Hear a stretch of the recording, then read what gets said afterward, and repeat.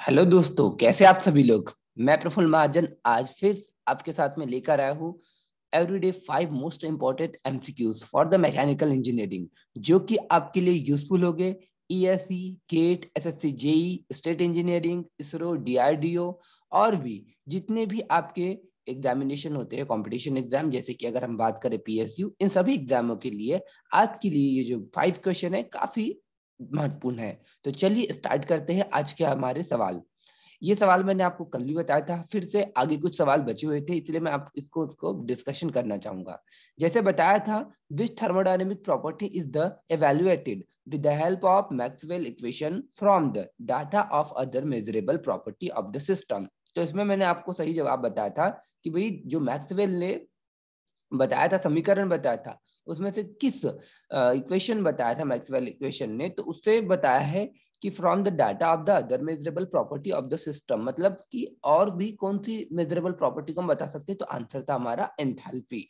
ठीक, अगला सवाल है हमारा, which of the following is present in a static fluid. इसी के ऊपर हम डिस्कशन कर रहे थे कि निम्नलिखित में से कौन सा एक स्थिर तरल पदार्थ में मौजूद है। तो ये था इसका सही आंसर, कंप्रेसिव। अब देखिए इसमें कंप्रेसिव ही क्यों है, यहाँ तो हमारे हिसाब से तो जो आंसर आना चाहिए वो आना चाहिए था क्या, ये हमारा करेक्ट आंसर हमें लग रहा था कि भाई अगर नॉर्मली अगर देखा जाए तो हमारे हिसाब से यहाँ आंसर था कर्तनी तनाव।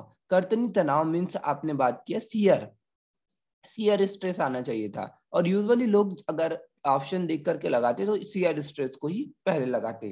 तो देखिए इसका रीजन क्या है, अगर हम किसी भी फ्लूइड के ऊपर है ना टेंसाइल फोर्स लगाते हैं, आपने देखा होगा पानी को क्या आप खींच सकते हैं क्या, है ना।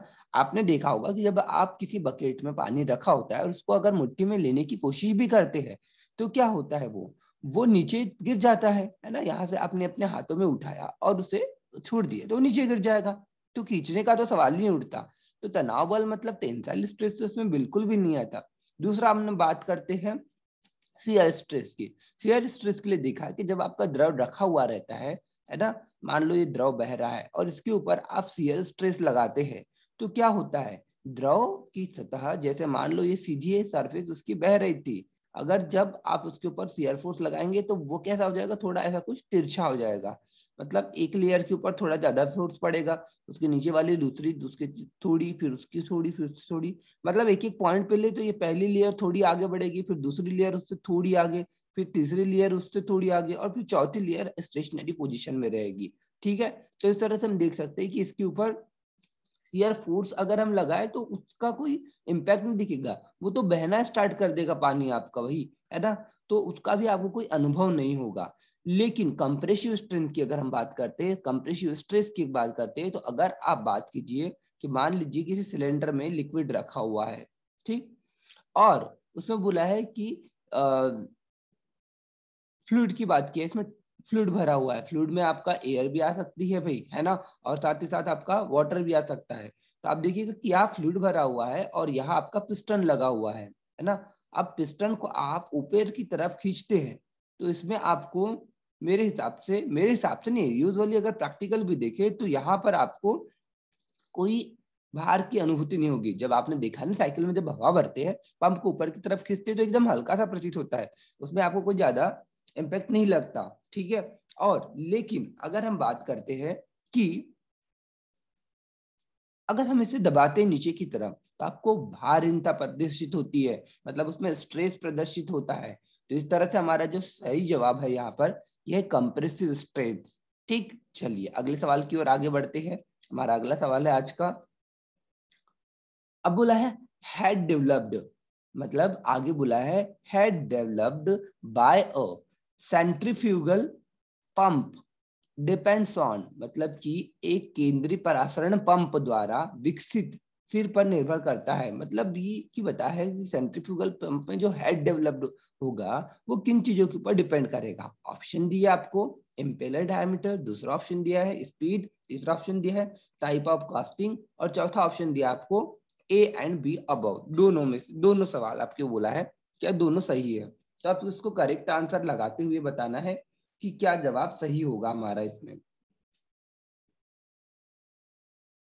चलिए आगे, अगर हम सही जवाब की बात करते कि क्या होगा, तो सही जवाब है हमारे यहाँ पे इम्पेलर डायामीटर, जो इम्पेलर का डायामीटर है ना, अगर हेड डेवलप करना है आपको सेंट्रीफ्यूगल पंप में, तो इसमें आपको क्या करना पड़ेगा कि इम्पेलर का डायामीटर आपको बढ़ाना पड़ेगा, तभी उसका जो सेंट्रीफ्यूगल पंप है उसका हेड डेवलप्ड होगा।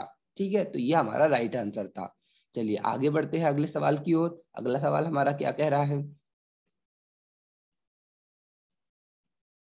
अगला सवाल हमें दिया है एन आइडियल फ्लूइड, एक आदर्श तरल पदार्थ। उसके लिए आपको कुछ कंडीशन दी है। पहला बताया उसमें हैज नो विस्कोसिटी, क्या इसमें कोई श्यानता नहीं होती? ठीक, हैज नो विस्कोसिटी। दूसरा दिया है आपको कि satisfy the relationship PV is equal to R T, क्या ये PV is equal to R T relation को सेटिस्फाई करता है? तीसरा आपको दिया है obeys Newton's law of viscosity, क्या ये न्यूटन के विस्कोसिटी की या श्यानता के समीकरण को फॉलो करता है ना? और चौथा है D is both incompressible and non viscous, मतलब कि यह या तो इनकम्प्रेसिबल मतलब असंपीड्य होता है, इसमें संपीड्यता का गुण बिल्कुल नहीं पाया जाता, कंप्रेसिबिलिटी जिसे हम कहते हैं, और विस्कोसिटी भी इसमें बिल्कुल भी नहीं पाई जाती। ये दोनों प्रॉपर्टी की इसमें बात किया है। ठीक है, तो आपको इसमें से करेक्ट आंसर बताना है कि हमारा सही जवाब क्या होगा। तो चलिए समझते हैं सही जवाब की बात, कि सही जवाब हमारा क्या होगा। तो जैसा कि आपको दिख रहा है both incompressible and non viscous, मतलब कि जो आपका आदर्श तरल है, आदर्श तरल में संपीड्यता का गुण बिल्कुल नहीं पाया जाता, उसमें कंप्रेसिबिलिटी जो अगर हम बात करते हैं कंप्रेसिबिलिटी की प्रॉपर्टी है ना, ये बिल्कुल भी नहीं पाई जाती, दिस इज नॉट, है ना। और उसमें हमने देखा कि शांता, तो शांता भी नहीं होती। तो ऐसे तरल को हम क्या कहते हैं? आदर्श तरल, जिसमें कि शांता और संपीड्यता ये दोनों का गुण नहीं पाया जाता, ऐसा तरल हमारा कहलाता है आदर्श तरल, आदर्श द्रव। ठीक है, चलिए अगला सवाल देखते हैं आज का हमारा। अगला सवाल हमारा स्क्रीन पे दिया हुआ है। इसमें कह रहा है फॉर स्मॉल डिस्चार्ज, ठीक, at high pressure following is preferred, मतलब इसमें बताया है उच्च दबाव पर छोटे निर्वहन के लिए प्राथमिकता दी जाती है। क्या आपको बताना है? पहला है मिक्स्ड फ्लो, दूसरा है रेसिप्रोकेटिंग फ्लो, तीसरा दिया आपको एक्सियल फ्लो, और चौथा दिया है सेंट्रीफ्यूगल, मतलब मिश्रित प्रवाह, रेसिप्रोकेटिंग, अक्षीय और केंद्राकी, है ना। ये आपको ऑप्शन दिए हुए हैं, इसमें से हमें ढूंढ के करेक्ट आंसर बताना है कि करेक्ट आंसर क्या होगा। तो सही आंसर की बात करते हैं तो रेसिप्रोकेटिंग, मतलब आपका फॉर स्मॉल डिस्चार्ज, मतलब छोटे जब डिस्चार्ज होता है और हाई प्रेशर पे चाहिए, तो उसे आपके लिए रेसिप्रोकेटिंग टाइप का जो पंप हो बोल सकते हैं, है ना, तो वो आपके लिए काफी अच्छा रहेगा। ठीक है, चलिए आगे बढ़ते हैं अगले सवाल की ओर। अगला सवाल मैं आपको पिछली क्लास में पहला ही सवाल दिया था, वो हमारा इसके बेसिस पर है कि मैंने आपसे पूछा था सिलेंडर के कलर के बारे में। ठीक है, कि ब्लैक कलर से किस रंग, किस कलर, किस सिलेंडर को ब्लैक कलर से कोटेड किया जाता है। तो इसमें हमारा सही जवाब था, आपने बताया था कि जो ऑक्सीजन सिलेंडर होता है, ऑक्सीजन सिलेंडर को हमेशा हम क्या करते हैं? काले कलर से उसको पेंट कर देते हैं, और यही तरीका होता है हमारा कि बिना उसमें से गैस निकाले बाहर से ही हम पहचान सके कि जो आपका दिया हुआ सिलेंडर है इसमें किस तरह की गैस भरी हुई है। तो हमने देखा कि इसमें O2, मतलब कि इसमें ऑक्सीजन गैस भरी हुई है। उसी की अलावा अगर हम बात करते हैं, जैसे एयर की बात करते हैं, नॉर्मल एयर की बात करते हैं, उसके लिए आपने देखा तो इस तरह से थोड़ा आपको ऊपर ग्रीन दिखेगा और नीचे व्हाइट दिखेगा, ये हमारा होता है एयर के लिए। आर्गन अगर गैस की बात करते हैं, आर्गन गैस के सिलेंडर का कलर कैसा होता है? तो ये आपको ग्रीन दिखेगा। हीलियम की बात करते हैं, थोड़ा सा ब्राउन टाइप का दिखेगा। नाइट्रोजन की अगर बात करते हैं, नाइट्रोजन में ऊपर थोड़ा ब्लैक दिखेगा, नीचे थोड़ा व्हाइट दिखेगा, मैक्सिमम पोर्शन आपका रहेगा व्हाइट रहेगा। ठीक, फिर हमने बात किया कि डिजोल्व एसिटिलीन, एसिटिलीन गैस की अगर हम बात करते हैं तो ये मेहरून टाइप का कलर जो रहता है, थोड़ा कत्थई टाइप का, वो होता है आपका क्या? एसिटिलीन का। ठीक, फिर हाइड्रोजन की हम बात करते हैं, ऑरेंज कलर होता है हाइड्रोजन का। ठीक, उसके बाद में प्रोपेन की अगर हम बात करते हैं तो थोड़ा ये चौड़े टाइप का होता है, थोड़ा छोटा और थोड़े चौड़े टाइप का आपका इसका सिलेंडर होता है। इसकी भी बात करें तो थोड़ा लगभग हाइड्रोजन के सिलेंडर जैसा ही दिखता है, लेकिन इसका थोड़ा कलर क्या होता है? ऑरेंज में लाइट होता है। ठीक, फिर हमने बात किया, तो ऐसे हम देख सकते हैं कि अलग अलग जो गैसेस होती है उनके लिए हम कुछ कलर कोडिंग करके रखे, जिससे जिस कलर कोड के बेसिस पे हम क्या कर सकते हैं, सिलेंडर के कलर को देखकर ही समझ सकते हैं कि जो हमारे रखी हुई सिलेंडर में कौन सी चीज भरी हुई है।